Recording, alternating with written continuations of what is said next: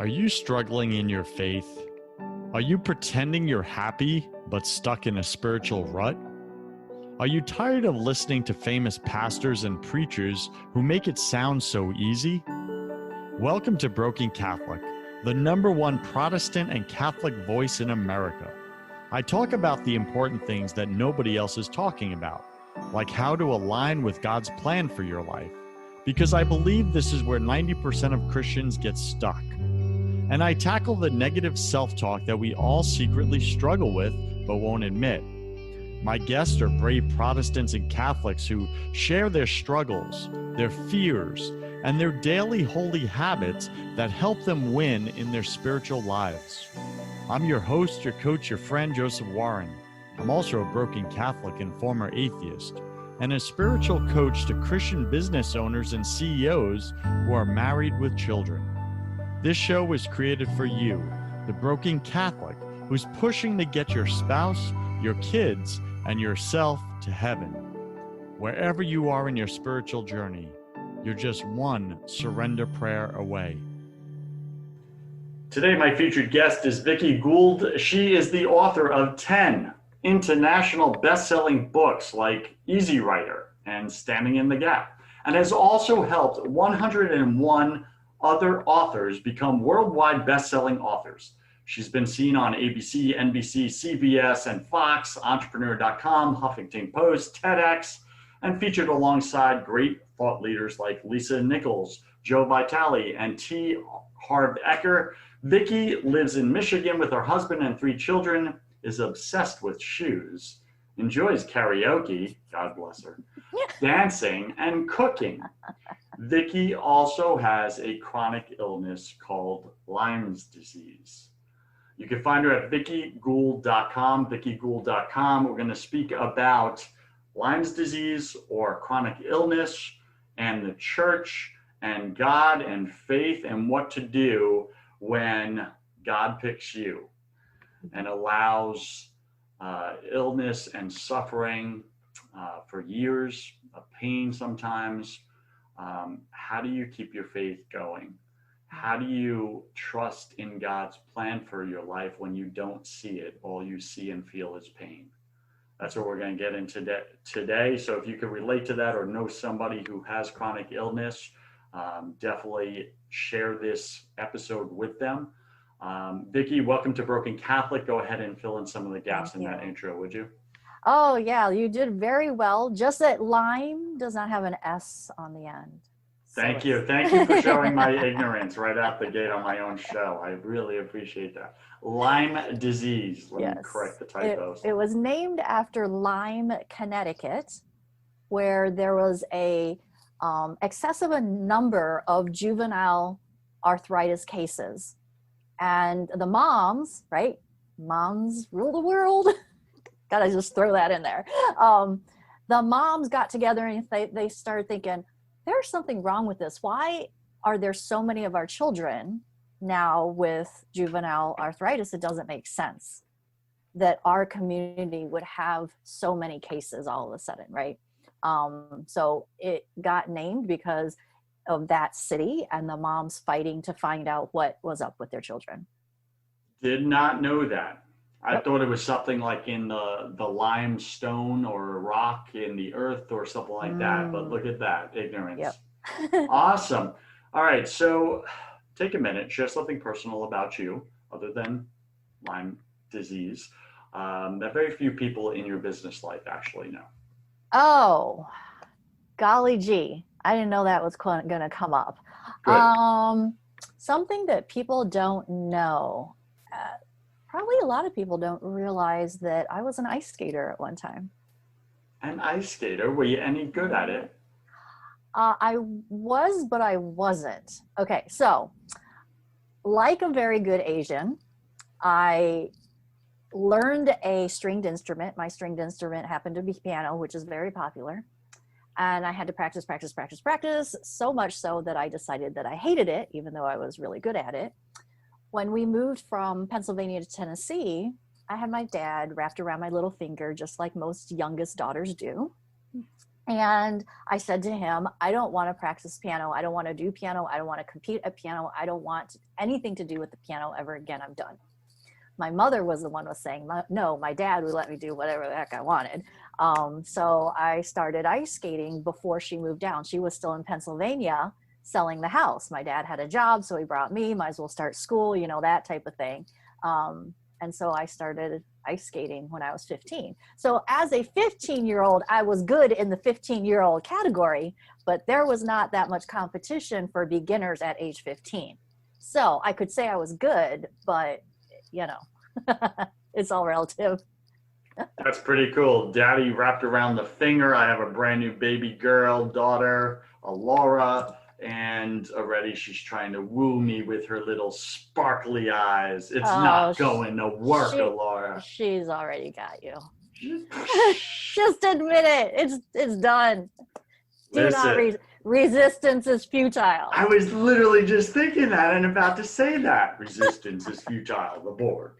Wow, good reference. Okay, so this is why I invited you on the show, Vickie. So many people, as you know, suffer with chronic illness. Mm-hmm. And they ask themselves, why? Why me? Mm-hmm. God, why? Yeah. You know, many of them are Christians, many are not. Mm-hmm. But the ones that are Christians ask God why, and they hit their knees many times. Just like, why does my life have to look like this? This is not what I planned for my life. I had this whole exciting, wonderful future ahead. Mm-hmm. And all my friends got to keep going on with their lives. And mine kind of like got hit by a train. Yeah. And just got derailed. And now here I am, like, why can't I just be normal? Mm-hmm. Mm-hmm. I know people like this. I've shared my oldest sister has chronic illness for over 15 years now. Mm-hmm. No cure in sight. Doctors can't figure out, they can't even diagnose what it is for 15 years. And she's in excruciating pain, just 24/7. Mm-hmm. Wakes up with it, fatigue, nausea. And so not only is she the victim of this painful, dreaded disease, but those around her suffer as well, don't they? Yeah, they because do. There's this sense of powerlessness, not only for the person who has the illness, but for the family members who love the person. Yeah. And they can't take away their pain. Mm-hmm. I hope I did an okay job of just kind of creating that visual of what is going on in the life. And please go ahead and fill in the gaps of what I missed. Yeah, you know, I think when I first started getting diagnosed, right, I was misdiagnosed first with lupus. And something inside me said, I don't think that's quite right. Because, you know, lupus is a bit subjective. I went into the doctor, he like squeezed my fingers and he said, oh, you got lupus. Let me write you the script. And I'm like, is that, are you serious? That's it? So I didn't really trust that. So I continued to search. And I think part of chronic illness, like with your sister, probably the search gets exhausting. That's exactly it. What is this thing? Why can't we figure it out? Why does it have to be so complicated?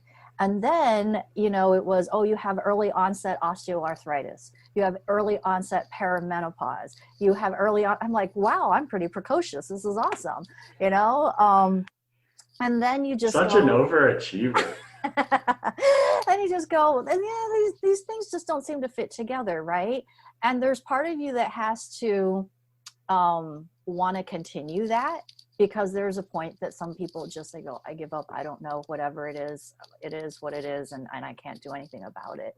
And maybe it's part of my stubborn nature that I just kind of was like, this doesn't sound right, I'm not sure, let me keep figuring it out, let me keep looking. A friend of mine suggested the doctor that finally did diagnose me, and at the time I thought, oh cool, we have a name, and that means with the name we have a solution. Little did I know at the time that there's no protocol, there's no cure, there's no, like, doctors are not taught. There's so many misconceptions out there about Lyme disease that in a way I was kind of on my own. We were all and we still are, all Lyme disease patients are guinea pigs because they're just trying things, and it presents differently in some people. Some people it's more neurological, some people it's more like digestive things, some people it's joint things, like it just depends on the person. So now you get Lyme disease people talking in forums, and everybody's got different things going on, and we all can't figure it out, and it's different for every person, I think, which makes it really hard for the doctors. And every day you wake up and you wonder what's going to hurt. Like I remember every day I'd wake up and it would take me a long time to get out of bed, right? Because you're not moving very fast and you're tired and you hurt, and then you're dizzy and you feel bad and you're nauseous sometimes. And it wouldn't be until, and I can still see my feet like hanging over the edge of the bed as I would do this every day. I'm like, I don't even want to put my feet on the ground, because once I put my feet on the ground and stand up, that's when I'm going to know what really hurts today. And I would sit there for a while and it's like, do I even get up? Maybe I just stay here. It'll be better. I just don't need to get up at all. But, I had kids. We had to get them to school, and, my husband worked. So it wasn't like he was at home to do all these things. So I had to get up. And really that was the only reason I got up. And then I would take my kids to school. At the time they were at a charter school. So I don't know if you know about like the whole, like dropping the kids off. Your daughter's still young. You're not dropping her off yet, but the line to get into school to drop your kid off is kind of long. So I would drive about 10 minutes to get to school, and we would wait in line. It would be about 20 minutes to get in and out of the school. By the time I got back home, I needed to go to bed. That's all I could do for the day. And so I would go back to bed, and I'd get up for a little bit in the afternoon, and then I'd go back to bed. And as the kids got older, they knew that when they came home, because we eventually moved and then they rode the bus,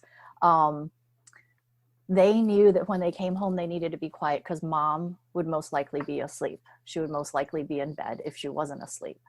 And my kids were fantastic during that time. My husband, I was like, for all the things that I got upset with him about during that time, the one thing that he really did right was tell the kids, you help mom out.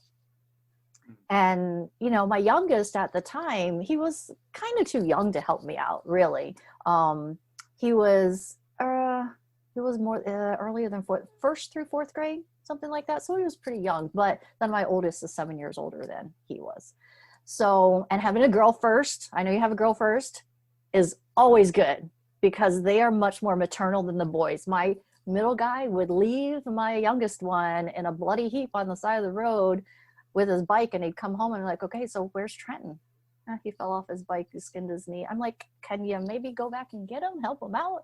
And I know my daughter would never do that, but anyways, that's a side note.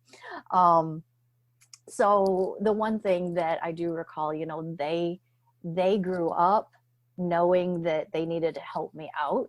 And on the one hand, I have so much mom guilt about what I didn't get to do for them. The school events that I didn't get to go to, the sports, championships that I didn't get to go to. On the other hand, they've learned to be so independent that makes me proud. My son is moving out and going to college. He'll be a junior, so he got an apartment this year. He knows how to unclog the toilet. He's known how to unclog the toilet for a while. Like I saw him one day taking the plunger from one bathroom to the other. I'm like, okay, what is going on? I'll ask him later. Oh yeah, the toilet was clogged. So like they just take care of certain things themselves. They learn to do their laundry. Like when they hit double digits, like 10 was a celebration for me because that meant that they were doing their own laundry. Because laundry was hard for me. It was hard for me to get the laundry out because it's heavy when it's wet. I'm a little person. And then to move it into the dryer, it was hard. And before the house we're in now, the laundry was in the basement. So then I had to go down the stairs and I had to bring all the laundry upstairs. And I remember one day I said to my husband, he had just got home, and I said, I've not been able to do the laundry. I really need help. I'm exhausted. I can't do it, but the laundry needs to get done. Can you do the laundry? And I feel bad because as the healthy spouse, I had depended on him for a lot of things. We didn't have family, so it was just us. We don't have a lot of extended family to help us, which for some people, that just makes it more difficult. Other people have family that can come in and help. Anyways, I remember that day, he must have had a hard day at work, frustrated, you know, like we've been dealing with this for years. And I know for him, it was hard. For him, he had lost a spouse that he had married, which I'll get to in a second. But he threw down his keys that day. He says, fine, I might as well stay home from work because you can't do anything and I can't work and do this and, you know, whatever. And so there were times when our marriage was just so explosive because of the illness. And we really had to go back to our vows and our promise and looking to God and saying, you know what, there's a reason for this. We don't know what it is. And like you said before, looking for the lesson. And went through plenty of days where I was like, why are you doing this? What did I do? Are you punishing me? I thought I was being a good person, but why are you letting this happen to me? Why did you give me something that is incurable? Why couldn't you just give me something that was short term? Let me learn the lesson and let me get better. Like, you know, those were the things that I said. And finally, you know, I just had to get to that point where I said, you know, he's got the bird's eye view, right? We're the little mouse in the maze. We don't know which way it's going. And he's got this bird's eye view. And we just know that somewhere out the other end, it's going to be fine. And I had to really hold on to that. But there were a lot of times that my husband was angry with me. I was angry with him. We were both angry at God. We were wondering what was going to happen to our life. You know, it's draining the family finances as well. And I'm just like, you know, they're better off without me because, you know, I want the kids to have their things. You know, my middle guy will say to me, why do you now buy the youngest child nice designer tennis shoes? Not that they're like $100 tennis shoes or anything, but, you know, $40 tennis shoes. Why do you do that for him? Why do you buy him track shoes? And when I was his age, I got the $10 shoe from Target or Walmart or whatever. And I had to sit him down and say, you know, I'm sorry that was the phase of life that you grew up in because we were spending money on me. And I felt really guilty about that. You know, there were times where we really had to budget the food. We had to, you know, and there were things that I turned down trying to do to get myself better because we just didn't have the finances for it. So yeah, lots of mom guilt, and, you know, I've had to sit down with the kids and ask them about things. My youngest one probably doesn't remember me any other way, but my oldest one remembers that I went to every school activity. I volunteered at every party. I was the one at church who did children's church. I did evening church, you know, Wednesday night church. I did nursery. I filled in for the secretary for spring break one year because she wanted to go on vacation. So I just filled in for her. I painted murals on the wall that took forever. I did lettering on the outside as well. Like I did all sorts of creative things. And then I also did, sometimes I ran the sound for them. And so I was everything. I did a lot of things. And then I also sang sometimes. I'm not really that good of a singer though. And, you know, to get to the part about church, when I started telling them that I couldn't do it, they didn't believe me. And that's the one thing that if there are pastors or leaders of churches listening to this, just because you can't see somebody's illness doesn't mean that they're not ill. You need to believe the people in your congregation, especially the ones who have spent 15 years or 10 years, whatever, even if it's 1 year, doing so many things and giving back and being faithful and helping out. You know, some people with Lyme, we say that it would be easier if we called it Lyme cancer, because then people would take us seriously. And I'm not trying to minimize cancer in any way. It is just that you're trying to amplify Lyme disease. Right. And I did a passion project that is called The Waiting Room, and it was the invisible voices of Lyme disease. One of the stories in there, because it was from caregivers, parents of children with Lyme disease, and then the Lyme disease patients, right? One of the moms wrote a story in there and it said, "Where's my casserole?" That's what the title was. Because if you had cancer or if you had something that they felt was more serious, right, you would get casseroles. You would get people helping you with your kids. You would get, instead, I was still like, "Hey, you want to carpool together? Here's your turn." And I would drive to church with my friends' kids, praying to God that he did not let me wreck. do not let me kill these children, because I could not, like, I wasn't awake enough. And when I look back at it, I'm just like, I should not even have been on the road. So that was God's protection on those children and on me. I'm just like, okay, if you're going to let me die, please don't do it with these kids in the car. Because I had 3 of mine and I'd have 3 of my friends. Vickie, I'd like to unpack some of what you shared, and what an amazing story of, well, it's pain, right? It's a painful story to listen to, really. And I'm waiting for the silver lining, and we're not there yet, and that's okay. But by the end of this show, we're going to bring a new sense of hope to my listener somewhere on planet Earth who is suffering with chronic illness and has been for quite some time, and maybe has lost their hope, their trust in God. And I'd like to unpack what you said and maybe just give different language to it. And we started off camera a little bit about this, that I think when we're suffering in life, whether it be chronic illness or depression or anxiety or just business, financial collapse and ruin, we tend to look up at God and ask him the wrong question. We tend to start our questions with why? Why, God? Why me? Why now? Why is this happening? Why is the pain so intense?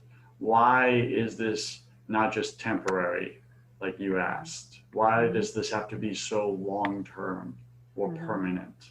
And we ask these why questions when in fact the Bible shows us and tells us that God's ways are higher than our ways, right? It's far beyond our understanding. So asking the why question is it just doesn't work. We never get an answer that we actually want when we ask the why question to God. I think asking the why question in the human realm is a good question to ask. Hey, why'd you do that? Or why am I doing this, etc. But when we ask God the why question, we always end up dissatisfied with the answer, or bitter or angry and mad, or we leave them and we just throw them out. But I think the better question, and please jump in here, is to ask what. When we turn to God, what are you trying to tell me right now? God, what are you trying to show me right now? God, what is the lesson in all of this, like you said earlier? So turning back to you, Vickie, as you're going through all of that, what was God trying to tell you? What was God trying to show you? What was the lesson he wanted you to take from all of these years of suffering and mom guilt, all of it? Yeah, well, all of it's a guess until I get to ask him for real, right? But I spent a lot of time being bitter about the things that I didn't do prior to illness. I had put myself off for so many years, for so many times that I said, I'll do this later. I'll do that later. I pushed this off and that off, and I made myself last. Again, I think moms are very, it's just typical for a mom to put everybody else first, right? So I spent a lot of time in bed being bitter about people who didn't appreciate me. People who, I let them go first, and look, now I don't even get a turn. And I think part of my lesson was, it is okay to do something for yourself. It is okay to say no to somebody, because I was the person that people at church would say, ask Vickie, she'll do it.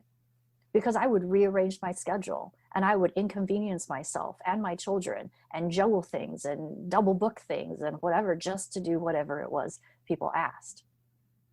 And I think that in itself, if I could jump in, I think that in itself is a disease that many of us wrestle with, called people-pleasing syndrome. Yes.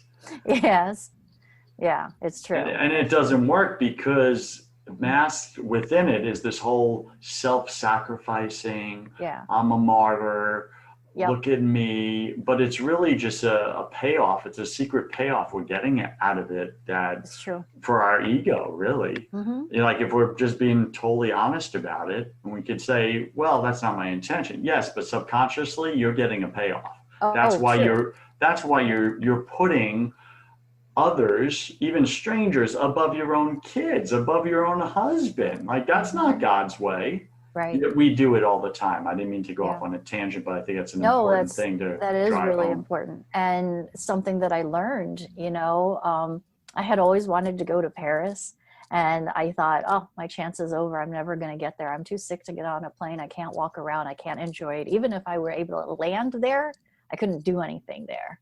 Right. And so it gave me a lot of time. I was spending 16 to 18 hours in bed. So it gave me a lot of time to reflect on life. And I think that was a big lesson for me to see who I was or had become, or I don't know what you want to say, and how I wanted to spend the rest of my time, however much time at that time I was like, I don't know how much time I have, right? That's how it felt. Now I feel like I'm going to live until I'm 100, but at that time it wasn't like that. And I think other lessons were, to understand my husband a little bit better and have better communication with them, because I'm a talker. He's not. And during this time, we had to get through a lot of things. So we had to improve that relationship. And there were definitely times that it was really bad. Like, I wanted to throw all his clothes out the second story window, and just he could come home with all his clothes on the ground, and I didn't care. But it forced us to have conversations and work on things that maybe we hadn't. And now that I'm kind of on the other side, that like I can maintain myself pretty well, and I don't have as many implications from Lyme now because I've gotten a little bit further in that healing process. I look back and I realize that I was not the only person who was suffering. I wasn't the only patient. I don't know what word I'm using here, but my husband wrote a story in that book that I put together. And some of the things that he put in there, I never realized, I never knew, because like I said, he doesn't speak that much. So when he wrote the story, he wrote about how he would spend days wondering where his wife was. The woman that he married, that was energetic, that was happy, that was, all this stuff. And am I ever going to get her back? And I realized how much suffering he had on his side, but I was very much focused on what was going on with me. And I felt like I was the only one that was going through it, and he wasn't going through anything. So now when I talk to Lyme couples, I tell them, you have to realize that even though you are the person who has the disease, your spouse is also grieving the loss of who you were. Like, you're grieving that loss, but he is, or she is as well too. So we I really get that just firsthand, like my sister as an example. High energy, joyful, so full of life, young girl, all the way through college, where she met my, brother-in-law, and he's quiet and more reflective type, and very similar to your situation. And I've always looked at him just like his patience. He's such a hardworking, good man, a good father, good husband, right? He struggles just like the rest of us, but I'm like, I don't think I could do what he's doing. Yeah. Like, I don't think it's within me to stay in that situation. Yeah. And I know that sounds terrible. Yeah. But I want to be real and transparent. Like, my sister's a wonderful human being, but that lively, amazing girl, like, there was a death at some point that the disease just stole that life from her. And that all gets pushed back on the family, right? Around her. Her kids like grew up with, I wish my mom could be more like Susie's mom, or why can't my mom do this? Why can't my mom? It's not fair. Yeah. Right? All that mom guilt, like you said, and I know she's got a ton of it, but then there's also wife guilt. Yep.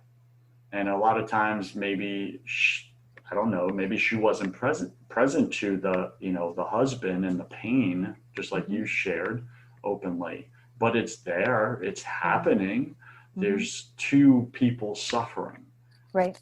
Right, at the very least, if you're married, And then there's the kids and more, right? And then there's the parents that can't take away your pain. Yeah. Right? Yeah. So there's just so much suffering that comes with it.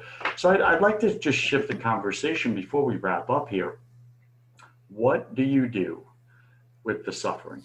What do you do with the pain? And I want to go here for a second, because I think in the spiritual sense, many times church doesn't teach us what to do with the pain in our everyday life that we experience, whether it's in business, whether it's in our physical body, whether it's in our relationships, or just in our own head, right? Anxiety, depression, etc. What do we do with the pain according to God, according to the Bible? Is there something we can do that where good comes out of it, where God does something good? And what I'm simply asking is pain simply meant for us to bear?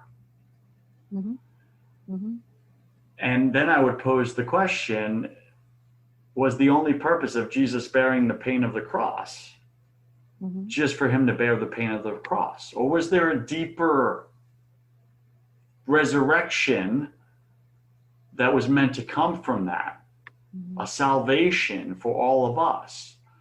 And are we not also co-redeemers with him? I don't want to get too deep here for a second, but what can we do with the pain that we bear, the cross that we carry? Jesus said, take up your cross daily and follow me. Do we just complain about it and feel it and go, oh, this sucks, God, why? Or does the Christian, the true believer, take that pain and give it back to God so that he can divinize it or use it for suffering in the world, or etc.? I don't want to give away too much here, but what do you have to say about that, Vickie, in your own life? I think that sometimes we can beat ourselves up for not being perfect Christians during our times of suffering. And we tell ourselves, oh, well, a good Christian would this, or a good Christian would that, or a good Christian would have more faith. A good Christian would get through this easier. A good Christian wouldn't yell at their husband or kids during So I think, number one, we have to let go of guilting ourselves about what a good Christian would do during that situation, knowing that everybody's going to react their own way. And you're allowed to have your moments. Just don't live in that moment and own that moment and be that moment forever. I think so often we do ask, like we're saying, oh, why is this me? Why is it? And I had to shift it into, I was chosen to go through this because of something. And maybe I don't know it just yet, but I will figure it out, and I will know, and it will become revealed to me little by little. Hindsight is always 20/20. There's going to come a point that I go, oh, okay, this makes a lot more sense. And some of those have come to me. When Moses was given his what God wanted him to do, he was like, oh no, I'm not the one. You got the wrong person. Yeah, because he was dumb, right? Like he mute or whatever, stutter. like he stuttered and stuff like that. And so God said, well, you have Aaron, right? So his brother was going to help him. Just like we have spouses and other people who will support us through our journeys and everything, we also have to stop trying to be superwoman or take over. We tend to give God the problem and then take it back. Okay, yeah, I trust you. And then the next day you're like, I got to do something about this. And I think sometimes just the waiting is hard and the figuring out, but it's about this. There's a purpose. I may not know what the purpose is. It's going to get revealed to me. And everybody has their own form. Some people have a health suffering. Some people have a different type of suffering, right? And we all have different things that are supposed to teach us something. So we need to dig deep to figure out what that lesson is so that we can then use that. Because I truly believe, and this is why I am a book coach and a storytelling coach in my other life, I guess, I don't know what you want to call that, is because when we go through stuff, then we can share it with other people, like I'm sharing here with your audience, right?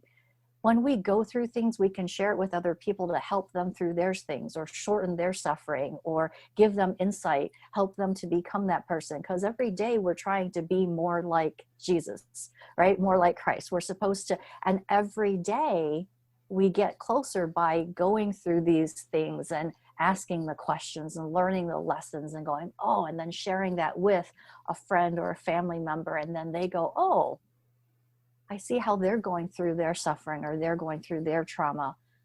how can I do that? Or I want to be more like that. Or somebody will say to somebody else, oh, you know what, Vickie has Lyme, so you should talk to her about it. And I get people referring their friends or family just because they want to get a little bit of hope. They want to know how they can get through it because I'm a little further than they are. And so knowing that our journey and our suffering and whatever's happening in our life has a purpose, I think that helps to get through it. And just trying to figure out what that is, but not so much like, oh, I got to know right now, or, it takes time, right? It takes time. How has your chronic illness helped you to trust and rely on God more than on yourself? That's a good question. I think one of the things that I say all the time to my husband is, it's going to be fine. During this time of COVID, he lost his job. He had a corporate job of 20 years. And so he's a little more stressed, a little anxious about how things are going to turn out because he's really not doing a lot. Like, he's not really working. He's collecting unemployment. And so I really had to sit him down and he's like, look at all the proof in our life that everything has always turned out fine. It's going to continue to turn out fine. I don't know what fine looks like, but I'm not worried about it. And I remember he said to me, I can't believe you're not worried about this. And he told me later that now that he's there with me on the, we don't need to worry about it, he went through weeks of, is she for real? Does she really mean this? Or is she just saying that? I don't know if I believe that. And that's how I think it has helped me with my faith. Faith is just looking back and seeing how many times he has been faithful to me. And he has worked things out, whether it was the way I thought it was going to work out or the better way that it worked out, right? So I think I hope I answered the question there. You really did. Look back in your life for evidence of when God showed up for you. And I keep a journal for that very reason, because I forget. Yeah. I'm human. I forget. And it's like, I could have that big moment of, wow, God just showed up so powerfully, right? You've had that before. And you're like, oh my gosh, that was so not me. That was God. Look what God just did. Mm-hmm. A month later, I forgot it. Yeah. Yeah. Even though I was like, I'll never forget this, God. I'll never forget what you just did for me. A month later, I struggle with something else and I'm in the pain, I'm in the suffering, and I forgot what he did. Mm-hmm. And having it in my journal on those down on my knees days, mm-hmm. Just going back when I just can't recall it myself because I'm in such a bad place.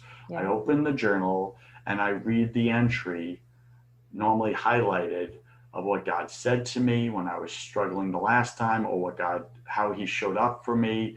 And I look for evidence. Yep. And I find the evidence and it carries me through that current suffering. Mm-hmm. Do you do the same? I should write it down. I have in the past, but I don't keep the habit all the time. And it's amazing how many things, I'm reading this book and it's about like the neuroscience of your brain. And it's all about how we can change our brain, right? And we tend to hold on to the things that are negative sometimes because, the whole fight or flight, like, oh, there's danger, whatever. So the negative things tend to have a bigger impact because we've got to learn something from it. I know I'm butchering this whole entire thing, but when we have something that is positive, we just go, yay, celebration, whatever. And we don't do the same. We don't hold it in the same spot in your brain, like literally, because we don't feel like we have to go back to it to keep us out of danger. I don't know. That makes sense. Yeah, that made a lot of sense. And I think writing it down, mm-hmm. There's so much science also that shows when you write something down, you're like absolutely 8 times more likely to remember it. Yes. Uh-huh. And then if you actually don't remember it, you have it there written down and you just read it. Mm-hmm. You don't have to go back and, what was the details? You don't have to do anything. It's written down. That mm-hmm. has saved me so many times. Yeah. So Broken Catholic Nation, If you're struggling with chronic illness, I'm just going to kind of sum up 3 very important pieces that Vickie has shared with us. One, don't compare yourself to what a good Christian would do in your situation or what you think they would do, this made up good Christian type of person. And number 2, look back for evidence of God's miracles in your life. Right? Write them down as they happen. So you have it there. It's a cheat sheet for your life. It's very cool. And then number 3, surrender your sufferings back to God. So actually offer them up as they're happening. And I know this isn't easy. I've had to do it. My sister does it all the time. Like, she truly believes that her suffering is winning souls for God. She truly believes that. So when she has a really bad day, she goes as simple as this: God, I offer to you this pain. Use it however you see fit. And God takes that human suffering, so frail, what we see as almost worthless or pointless, and he touches it with the hand of God and makes it divine, supercharges it, if you will, and then rains down graces on the world for people that are other people that need it, and draws them back to him, other brothers and sisters in Christ. And I think so many of us don't believe this very important truth that the Bible writes about in Acts, right? The communion of saints, right? We're all in communion with each other. And our suffering can be used to save another soul somewhere on the other side of the planet. And it's not wasted. And I think that's pointless suffering is more painful than suffering with a purpose. Wouldn't you agree? Absolutely. Yep. Like, if you knew, Vickie, that your suffering was going to help your son grow closer to God, who maybe fell away from God. And like God told you, I'm using your suffering, Vickie, to bring your son back to me. Would that give a whole new energy around your suffering? Oh yeah, you'd be like, oh yeah, go for it. You'd be like, take more. Yeah, do it. I love him that much. Yep. So BC Nation, I just want to bring that into this conversation, because if you're stuck in chronic illness, don't let it be wasted. Please don't let it be wasted. The pain is too great. Instead, allow God to give it a purpose, to help others. Like, that's love, laying down your life for another. Giving your pain to another. So Vickie, let's wrap up the show here. Thank you for letting me do my little summary there. You brought so much to this conversation. I can't thank you enough. And we just ask that God strikes the hearts of one listener somewhere on the planet right now who's going through chronic illness. Again, if you know someone who's going through chronic illness, you're not going through it yourself, share this episode. They need to hear what Vickie shared. They need to, because they feel alone in it. And they need to know they're not, and what to do with that suffering. So Vickie, welcome to my favorite part of the show. Welcome to the confession round. Oh boy. I'm going to ask you 10 quick fire questions. You'll have about 3 seconds to answer each. Don't overthink it. It's just for fun. Are you ready? Okay. A little scared. Okay. Yeah, good. What's your favorite thing about God? He's always there. What's your least favorite thing about God? I think he's not. Yeah, he doesn't make himself visible, right? What are you most afraid of? Oh gosh, living a life without meaning. Got it. What did you spend way too much time doing in your 20s? Chasing after what my mom said would make me happy. Got it. Okay. I believe we're all struggling with something at any given moment. You mentioned Lyme, that was the obvious one, but what else are you currently struggling with, either professionally or personally? Oh, I am an introvert. I don't mind being at home, but I really miss going out for events and traveling and seeing like-minded people and gathering and just taking a break. And I think that's the thing that I struggle with the most during our time at home, is that I have not been able to go dress up and have fun. That's so good. Consider doing a getaway. I'm taking my wife away for her 30th birthday this weekend to the Tennessee mountains Oh, that'll be fun. with a couple other couples, and we're just getting away. It's pretty Yeah, that'll awesome. be fun. So consider maybe something for you and your hubby. Yeah. What secret fear do you have about people? Oh, what secret fear do I have about people? I'm just going to go with my knee-jerk reaction, which was that they don't like me, but that's not a secret fear. Got it. What do you wish you had learned sooner about God? Oh, how much I could trust him. So good. What's a new habit you want to start? Going to bed earlier. What's a bad habit you want to break? Eating too much chocolate. Pick 3 words to describe who you are now. Oh, gosh. Happy. Water loaded because I really need to go to the bathroom. That was This is definitely the confession round. Thank you. The third one, what else am I? Now I'm like red-faced and embarrassed. So there you go. There you go. Awesome. Pick 3 words to describe who you were before you gave your pain to God and put all your trust in him. Oh, bitter, resentful, angry. That one was easy. Wow. That came quick. And last question, if you could come back to life after you died, look your family and friends, your husband, your kids in the eye, and give them only one piece of advice about human suffering, what would you say to them? Love each other more. Love each other more. Any final wisdom? What's the one thing you want my listener to know about chronic illness and God? Even though you may not feel this way all the time, you were chosen for this journey specifically because you were the only one who could take it. Boom. Boom. Vickie Gould. You can find her at VickieGould.com. Check out the links in the show notes. Vickie, you're my new superhero. Thank you. What's the best way for BC Nation to get in touch with you? And do you have a gift or something you want to give them, or what do you got? They can get in touch with me at Vickie@VickieGould.com. I'm on Facebook. They can friend request me, whatever. I'm on Facebook way too much.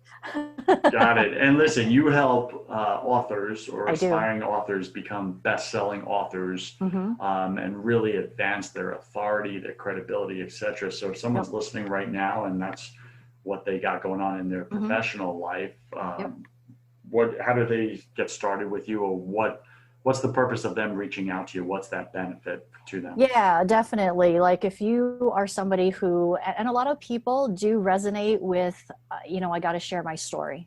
So I do have a lot of authors who have become health coaches or other types of life coaches and things like that, leadership coaches, who know that they had a story. And many of them do have chronic illness or trauma in their past or something that they know that story could help somebody else. And we use that as the basis of their book and how they can then reach more people and change more lives and help transform people through their books. So, yeah. I have a little quote I'm trademarking. God just gave it to me in my quiet time with him is, after we're dead and gone, only our words will live on. I like that. It's so true. Yeah, I say to people, you write your book and you get to live forever. Yeah. Yep. Awesome. Vickie, thank you for being on Broken Catholic. I wish you God's love, peace, and joy in your life, my dear. You too. Thanks for having me on. Cheers. BC Nation, you cannot show up authentically in your life without building faith in your business. If you want the business side of that conversation, I have another podcast called First 100K, where I interview successful entrepreneurs about how they made their first $100,000, because that's where I believe 90% of you are stuck and you can't break through. Go to first100k.com to find out how. I'm Joseph Warren. You were made for greatness, so stop being a wuss and start being a winner. Have a blessed day, and I'll see you right back here next week.